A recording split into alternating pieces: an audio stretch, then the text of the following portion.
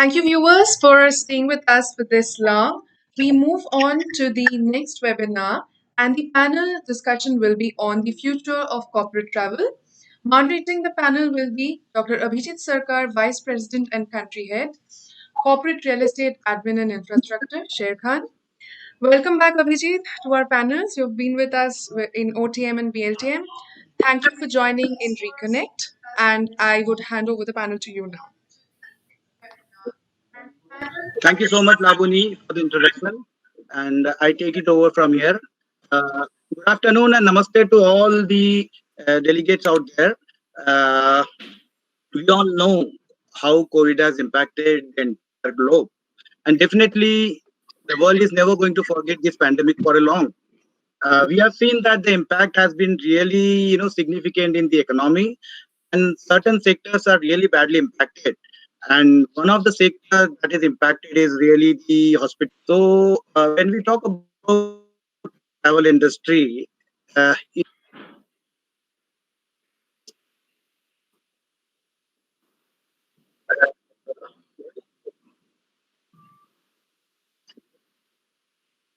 of the flourishing business of the globe, 10% of contribution to India's GDP, and at the same time, it creates more than 40,000 millions of jobs, which means it constitutes 10% of overall workforce across the country. So the pandemic has really brought a very significant blow to this sector. So what do we see? You know, travel is no more a luxury; it's a necessity for most of us, and we are eagerly waiting for the travel to bounce back. But then the recovery is definitely doesn't looks to be so near or so easy. Yes, we will have a lot of phases to follow. So today, while we discuss, the future of corporate travel, because corporate travel also had a lot of contribution to the travel and MICE business by virtue of various corporate activity like, the incentive program and business tour and all those. So let's understand from our eminent panelists that, how do they see travel vertical in their organization moving forward. So before I start my panel discussion, I would like to request all my eminent panelists to have a short description about themselves. So I would start from Gaurav, and then I will move to other speakers over there.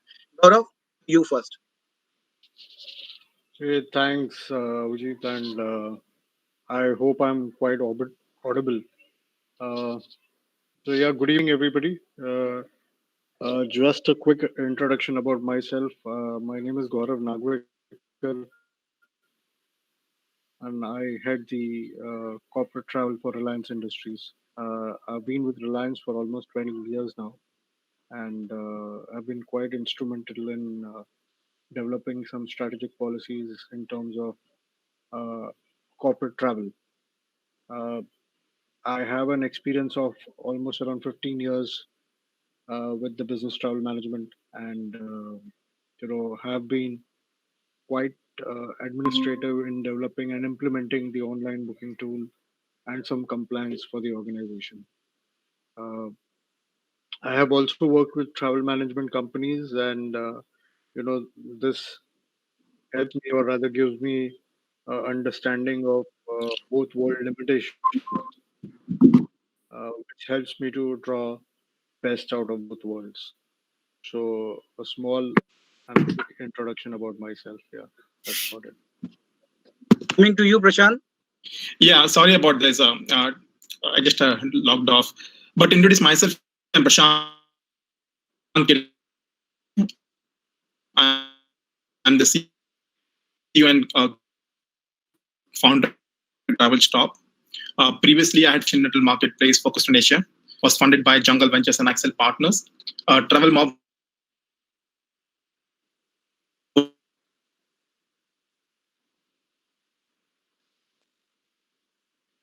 was like bought by Expedia in 2015.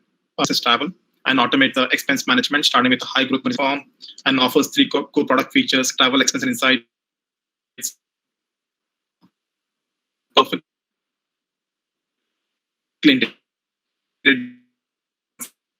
seamless experience. Okay, based in Singapore and funded by Axel Partners in India.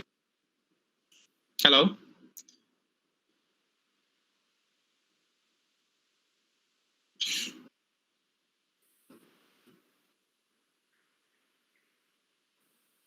So while we get back to Gaurav, Nitin, I would like to okay,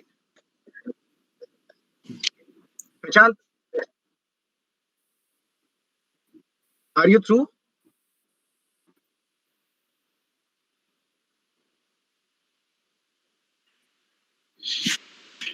Yeah, let me just do a quick restart. I'm not able I to. think he has some Yeah, problem. Nitin, I think you said. Am I audible? Yeah.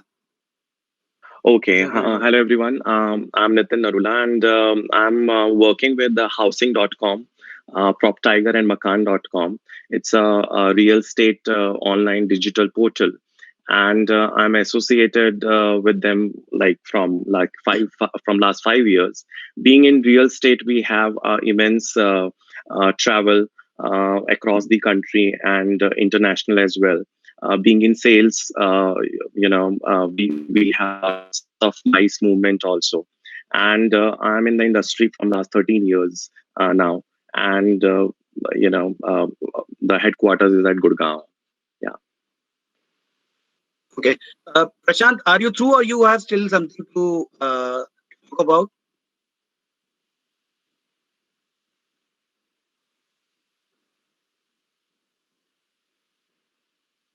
I think we lost his connection. I will start off with the panel discussion. My first question would be to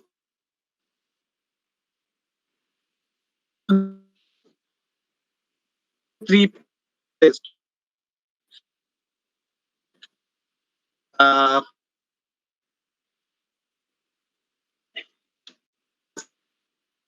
Hello. role and more. Yeah, Vijit, your voice is going on and off. Yeah. Okay. So am I audible? Am I audible now? Yeah, you are. Okay.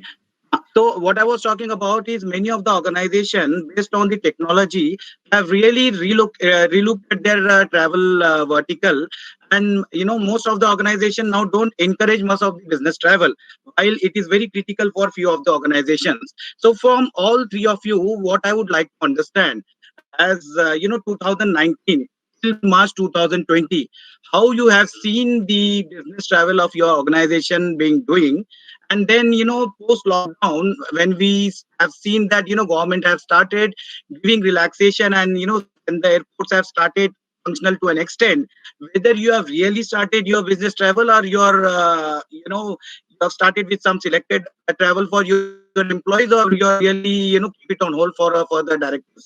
So I will start from Gaurav first.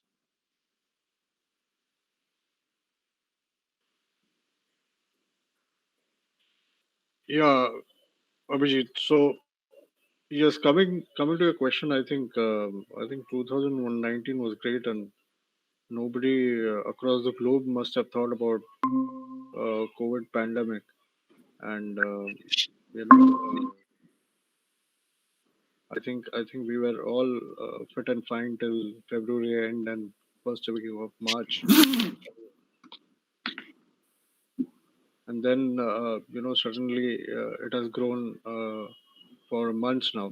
So nobody had anticipated this, and in in the current situation, I think most of the organization uh, have restricted their travel, and it is only essential travel where people are traveling. I think that is one aspect which resonates with most of the corporates and organization, especially in India. So yeah, that's my thought on this. Okay, Shant, coming to you. sure. So I think everyone is very much aware of the impact that COVID had on in corporate travel. A bit about what we saw and what we experienced. So our story is that we had launched Travel Stop in March 19, and broadly 2019 was a growth year for us. I mean, for us last year, we did not see any impact on the corporate travel bookings in Asia, even though we had started hearing about the virus in the late December timeframe. The mid-Jan, virus became a serious concern in Asia, since based in Singapore. Heard a lot of stories about the virus, and in late Jan, we saw some countries in Asia started raising travel advisories, and in Feb, we saw most of the countries in Asia implementing travel lockdowns. And for us, we saw the travel booking volume going down by 50% in the month of Feb. Starting March, April, as US and Europe implemented the travel lockdowns, we saw the travel booking volumes drop to zero. Right? It has been truly a learning and humbling experience to see the volumes go from, say, 100% to 0% in a matter of days and weeks. Right? For past few weeks, we are seeing travel booking volumes pick up, but broadly, we are seeing two things. One, the companies are not taking any risk for the employees, and corporate travel booking volumes continue to be very, very slow. We believe the booking volume growth will continue to be slow in 2021, and we are assuming it to be around 25% of the pre-COVID levels, next year. And number two, most of the countries in Asia, continue to have tight restrictions, as we know. They have guidelines on inbound travel. So any corporate travel happening now is mostly domestic travel, like what we're seeing in China as an example, and to domestic destinations, and we continue to think it will happen same as this year.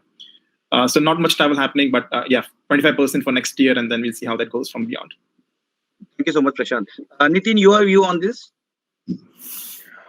So as I said that we are from the real estate company and we have lots of competitions. When you're achieving your target, we plan lots of mice movement for our sales employees, and that's how it was being planned in the month of March as well. As March, you are completing your H2, so in April, lots of these winners are going to go for their travels, for the mice plan.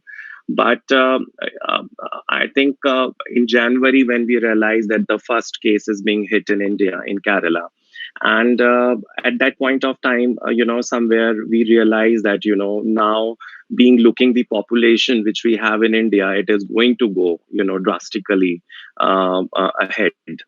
And that is the reason, keeping the EHS thing, which is always in our mind, that the health of the employee is the priority. So we thought of that, let's not plan anything, in January only, and let's see how the things will move on. Then the shutdown happened in March, and after that, I think when we realized that the even employee is not ready to even move out from the house, how the travel can be planned. And many times it happens that we assume lots of stuff in our mind, and that's what I think, being corporates, we have also assumed that without travel the things will not move. But I think now, when everybody started connected virtually and tried to connect through a virtual connect, they realized that without travel also things can move.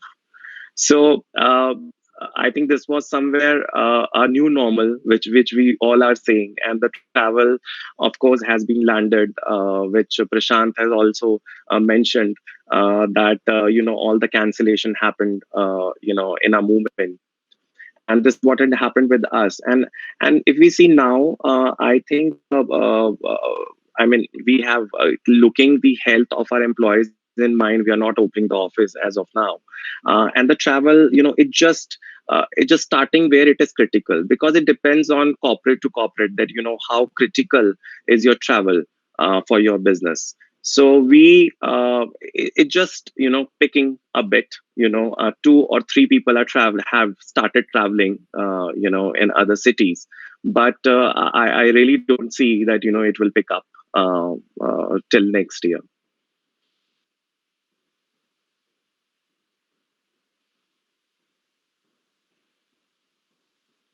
Abhijit, are you there?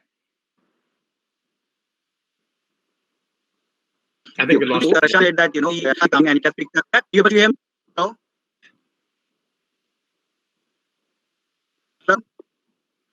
Yeah, Abhijit, we can hear you, I think. Okay.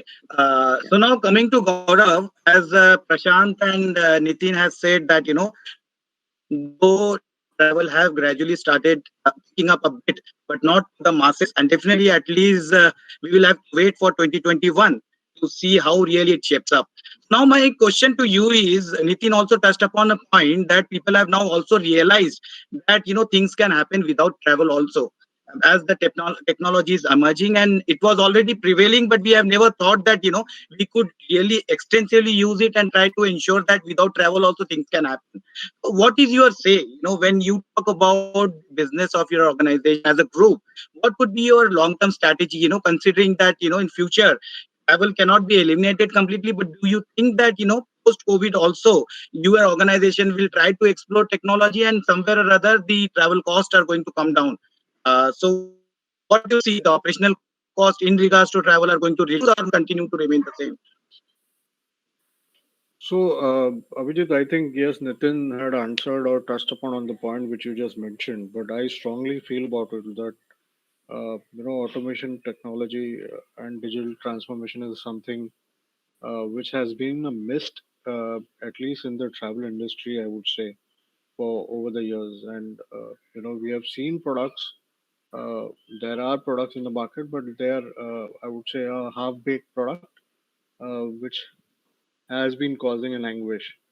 But now, over the years to come, I think most of the TMCs and organizations would like or would have to work in such a manner wherein automation is driven, technology is driven, the processes are defined in such a way that it ease out the entire travel process and the flow. So yes, it is a boon, but I think we are too early to say. It's hardly been 6 months, and we are talking about an industry which has been there since what 30, 40 years or more. So it's too pretty early to say that that this is the way forward. We just have to wait for the vaccination to come in, and I think once the vaccination is out, I'm sure we would see, or we hope to see, a lot of people traveling at least for corporate and business, if not for leisure. So I think it's too early for us to comment that this is the way it is going to be. I think let's wait and watch. Thank you so much. Uh, Tina, there? Yeah, yeah, I'm there. Okay. So, taking ahead from Gaurav, as he says that it is too early for us to, even predict something. But it is fact that COVID is not going to stay here for a long, and somewhere, someday or other, COVID is going to vanish. And apparently, it has taught us a lot of lessons and a lot of experience had been sought in these 6 months. Maybe we will try to learn more few things till the time COVID exists. So what you see, adds your apprehension. You must have seen what has happened in these 6, 7 months. What you see, the travel vertical is going to shape up post COVID. Do you think that what it used to prevail pre COVID will continue post COVID, or there are going to be lot of changes or few changes at least that are going to continue as the preceding lessons which we have learned? What Abhijit, you uh, say to that? yeah, I think there's some connection issue, so I've missed certain part of the question. But what I understood is that how will be post COVID, travel will come up. So when I talk Yeah. about the corporate travel over here, as I said that our thinking is much changed now. Earlier what we used to think and now what we think, it is totally different, and the priorities is being different. For example, if I talk about the insurance, we all have taken the insurance, but how deep we have gone with the terms and conditions of the insurance, I don't think so that everybody has gone in depth. I think we were more looking for that, how luxury the hotel is, what will be the itinerary, right? We may talk about that, what will be the menu, all these things. But I think today will be the priorities that what is being covered in the insurance, right? What is the medical history of my employees? If somebody has the cardiac arrest earlier, then maybe I will tell him that I mean, better you should not participate in any adventure activity. You should stay back. So lots of things, the priority is, of course, is being changed now. So for the corporates, I think the game plan is totally changed. When we talk about the travel, overall travel, when we talk about, so the first thing, I think it depends organization to organization. um, Sometimes it happens that we also understand that travel uh, when you're meeting physically with someone face to face, when you are meeting, I think it gives you more opportunity to convince, especially you are selling your product to someone, or breaking any deal, kicking any deal over here. So, and there was a study also which was I was reading from Oxford, that when you spend a single dollar on a travel spend, the company earns approximate $12 against it. So it's a 12%, that the probability is much higher to sell your product or to crack the deal. So it depends on the business, on the type of nature of your business, what you are doing. If your business is like that where the travel is mandate, of course you will travel, because we have to, it's a business, that's a need of the business. We cannot sit at home and see, okay, when the COVID will fade away, we will start traveling.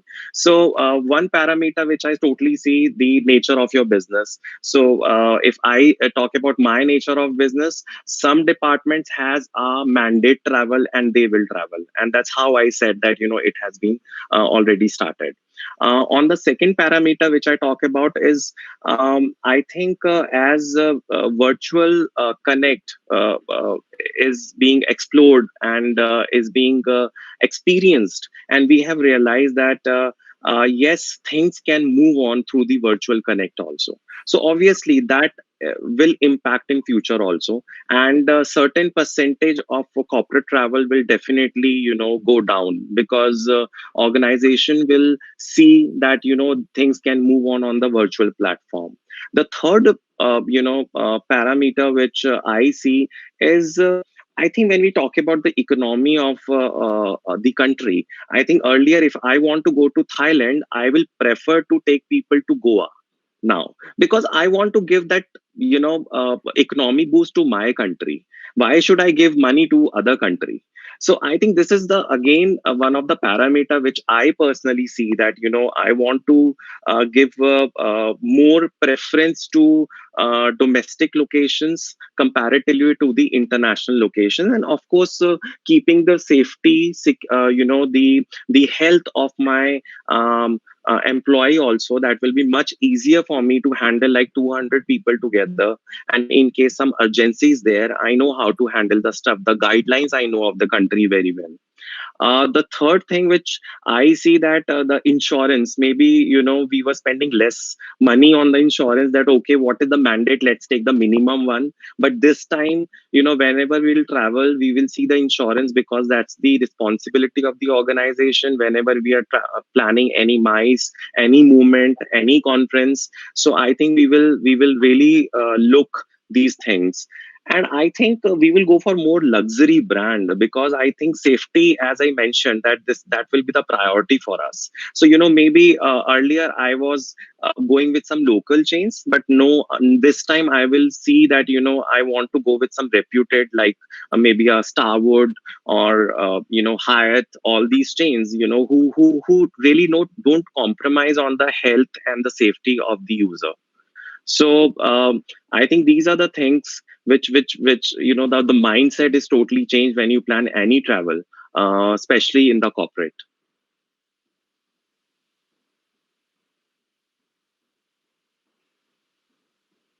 I think we have lost connection from Abhijit again. Thank you so much, Nitin. And Okay. come to you.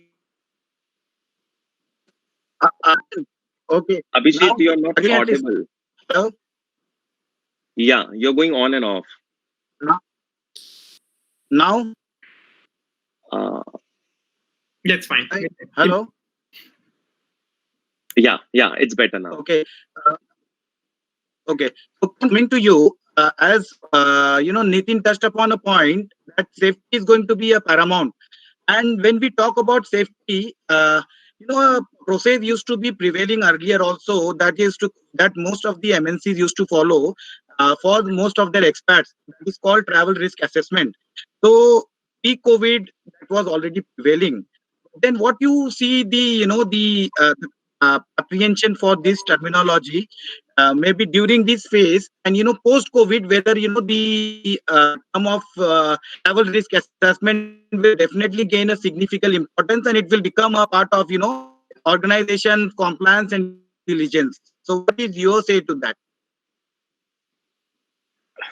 So, Abhijit, I was not able to hear, but essentially you're talking about the travel risk management and the lessons on COVID, right?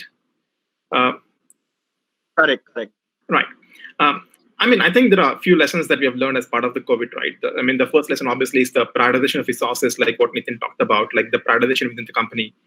COVID has taught us a lesson, what's really important and what's not. We have seen governments across the world are now prioritizing on safety of the citizens over everything else, and rightfully so. Government is also now allocating far more resources in public health, employment, sanitization, I think, which we need to really applaud. Similarly, companies like Nitin talked about are much more focused on safety of the employees first. Duty of care has always been important, but it's on the top of the priority list for most of the companies, right? The second important lesson that we have learned from COVID is to really look at the business models, or fine-tune the business models from a travel perspective. Look at the margins, cash flows, and prepare for the contingency funds. Companies with strong cash balances and business models are thriving, as we are seeing as of now.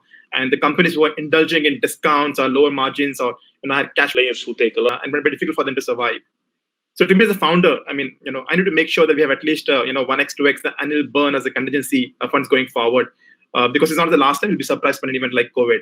So need to prepare for any eventuality.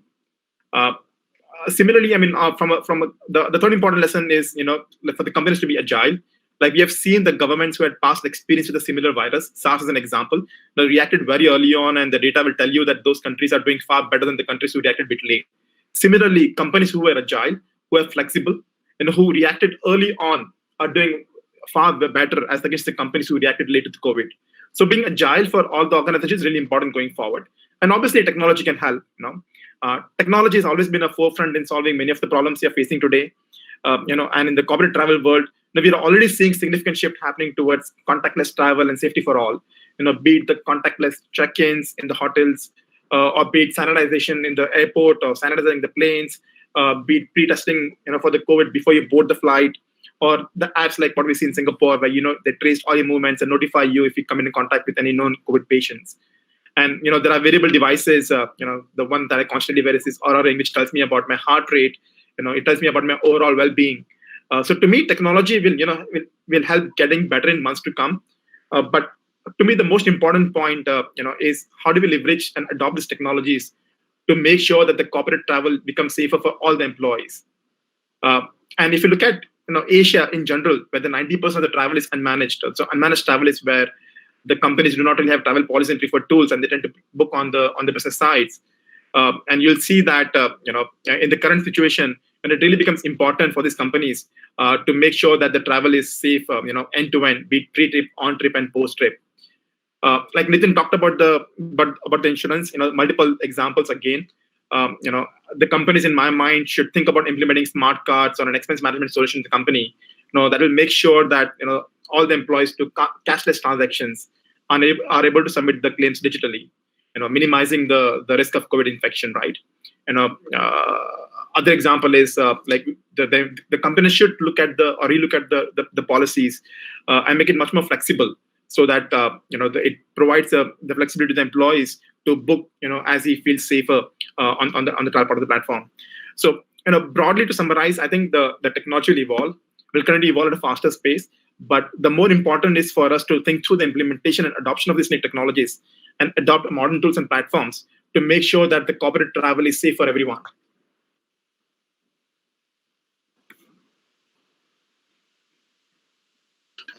So I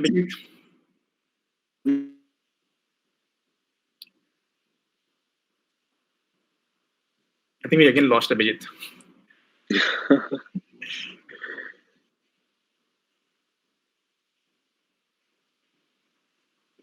Shivani, can you just check it? Because time and again it's happening the same thing. So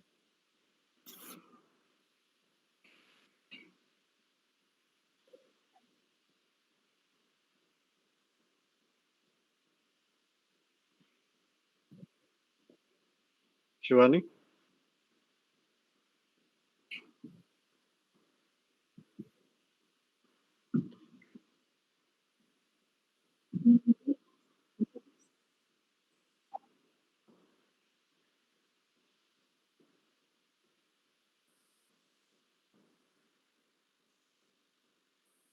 prefer domestic locations for corporate travels in future, does that mean that domestic travel is going to gain over international travel from corporate events and incentive travel?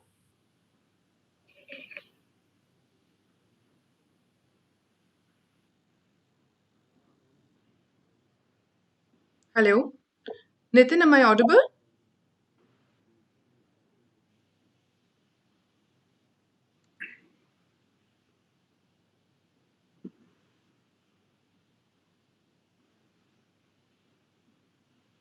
Hello, Nitin, am I audible? Yeah, sorry, I lost the connection in between. Yeah, sorry, Yeah, I'm there now. yeah. I'll repeat the question. So, since you mentioned Sure. a preference for domestic destinations over international ones, Mm-hmm. do you think Mm-hmm. the domestic destinations can actually gain out of this whole COVID-19 situation and how travel is going to shape up in a post-pandemic world? Sure. So when we talk about the travel, of course, it's like the mix of the personal and the corporate travel over here. If I see, the personal travel will definitely pick up immediately. Once we get the vaccine, it will immediately pick up. And especially where it will get a control in the country, because people will really want to go out from their homes. But when we talk about the corporate, I think it will take little time. But for domestic, yes, I think they will get this benefit of the COVID somewhere, because traveling in domestic, if we talk about the borders, I don't know how we foresee that even the vaccine it will come, how it will go to the entire world. It will really take time, the accessibility of the vaccine. And it's not a miracle or a magic which is going to happen in a night. And then there are lots of things, as I have said, that priorities are totally changed. Nobody wants to travel with their kids, outside. They will say, okay, we want to unwind, it's better to go in some luxury place, maybe in a Kurg they can go, or untouched lots of spaces, Kerala people will travel, or in the mountains. I think India has, if we talk about India has all the places. You talk about desert, you talk about mountains, you talk about the beaches. So all the options we have in India. However, it's always this thing that you want to travel international, and this is one of the reason people generally travel internationally. But I think domestic will definitely get a good push over here. And thanks to the hotel chains also, I think lots of packages which is being offered by the hotel chains. And they ensure that whosoever the guests are coming at the hotel, they are much safe.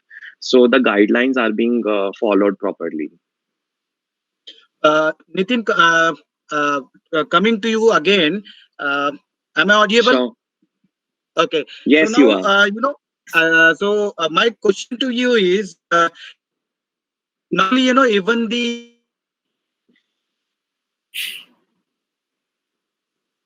Abhijit, Abhijit, again I have lost you.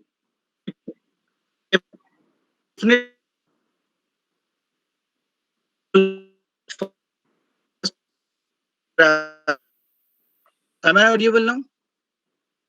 Hello? Abhijit, you're going on and off. Maybe you can just switch off your video and then the audio will come continuously. Yeah. Am I audible now? Yes, you are. Okay. So my question to you is, as I stated, when we, start back the travel is definitely going to come back in phases, whether it is domestic or international. And when we think about international, people definitely going to are preferring, the short haul first, then they would rather jump to the long haul preference in terms of. But how you think, the market in terms of MICE and other incentives program would be preferred as compared to the European countries going forward? Do you think that Asian countries are going to be now much preferred as compared to the European countries, or even if it is preferred, it's going to be a short term thing? Well, I think first we need to be, if you think about as a common person, what I think or what corporate think doesn't matter. We need to think as a common person. If I'm telling today, I'm traveling from office side, what my family needs, my safety, and what are the parameters which we look into. One of the biggest parameter which we see that, what are the relations of India with that country. So if tomorrow something had happened, how more can get from the embassy, local embassy there, and how easy guidelines or they follow or support they can give it to us. So I think one of the important thing which I see, our country relationship with that country. So I think that's one of the first parameter, because to handle any emergency, I really need out of the way support from there. Second thing which I see, the medical facilities. I think it's very important that the medical facilities in the country should be much good, and they should be capable enough that in case I have 200 people and there is some urgency over there, so they can handle that thing. Third, it should not be out of the budget. There are countries where the medical facilities are there, but they are way too expensive. So, however, it will be, as I have mentioned, that we need to be very much clear about that, what are the terms and conditions of the insurance policy, because there are many things that it happens that, your certain, things are not being covered under the policy. So this is again the criticality which I see over here. And I think the less travel time, I don't want to travel somewhere where the flight connectivity is not there, where I have to wait for like 7 hours. Suddenly if I need to travel somewhere, or if due to some emergency I need to come back, I'm not feeling well, I'm not getting the flight. It should not be like that. The connectivity will be very important. There should be a multiple flights, and there should be a direct flight. So I think that's what I feel, that these are the parameters where I see that these are the things which will be in my mind as being a planner. Thank you so much, Nitin. Gaurav, coming back to you quickly. Today we have a typical SOP for our corporate travel. So how do you see post COVID? Are your SOPs are going to be the same, or the organization structure for your travel team will remain the same, or you will see a significant change in your SOP, and the travel the travel team is also going to be getting into a different role kind of stuff. So how you see the future of travel vertical shaping up in the corporate world? So, yeah. Uh, so, doctor, what is happening, or what we are seeing is we are giving a lot of importance to technology and automation and digitization. Uh, Firstly, as I said earlier, that it is equally important for us to understand how we are able to manage and ensure that our processes are can be automized. It is equally important for us to understand if there is a possibility for these things to be eliminated and then automated. So that's important point here. The second important point is to ensure that your current team which is there, how well equipped or how knowledgeable or tech savvy are they in understanding how the products are going to work. So I think that is also equally important. And if not, then how best you can help them to get them trained and get them to the next level, because it's going to be a paradigm shift in the way the approach are going to be. At least at least if we go back to normal. So these parameters have to be looked into, and I think on those basis, I think individual organizations would have to take some calls. Is my thought. I'm sure Prashant on the other side would echo to what I just mentioned. Right.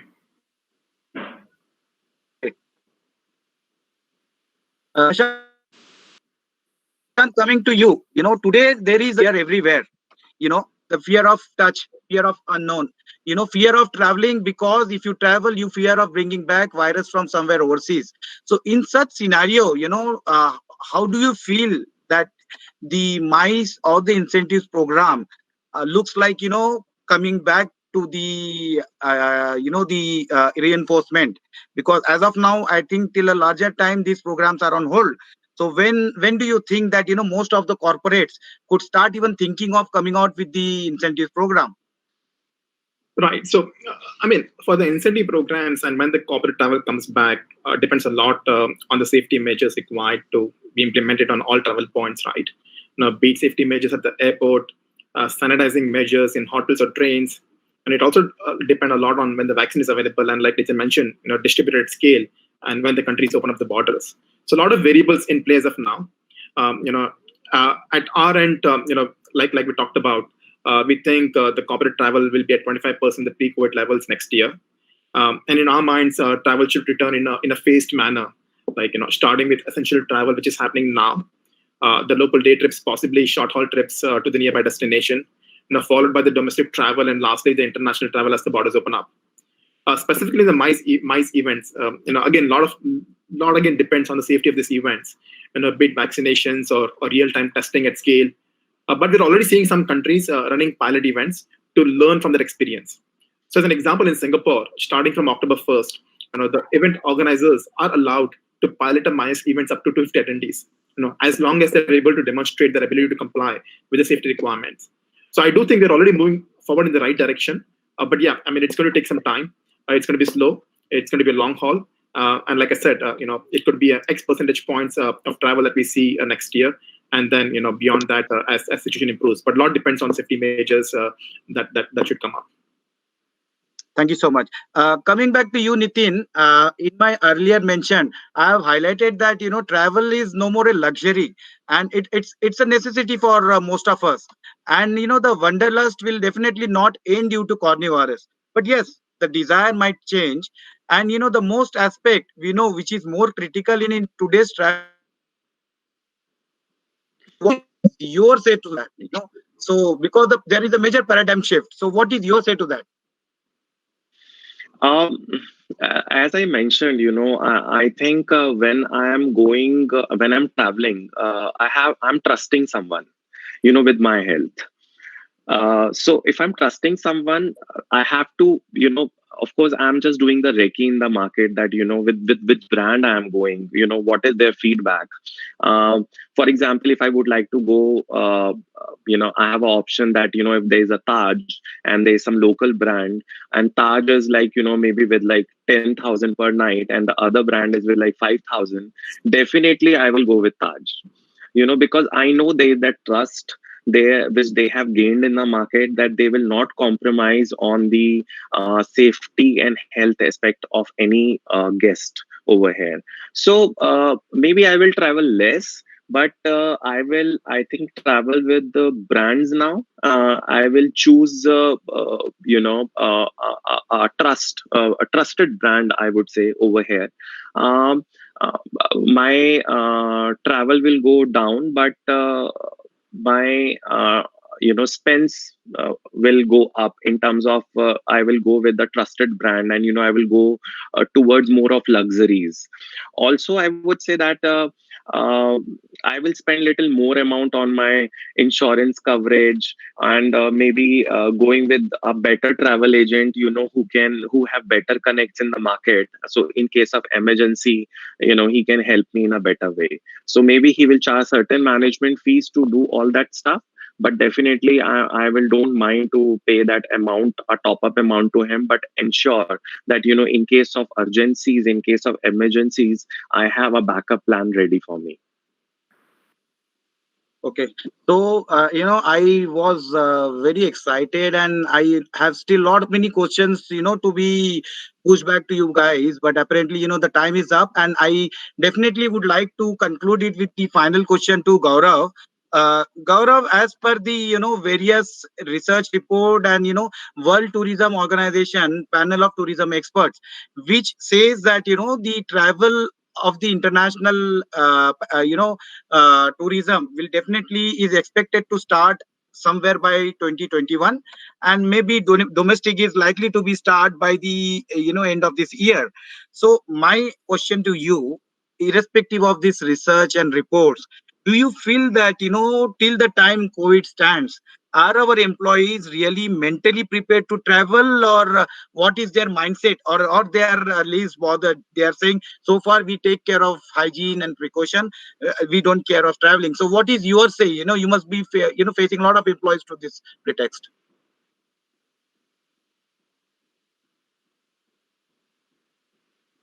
You are on mute.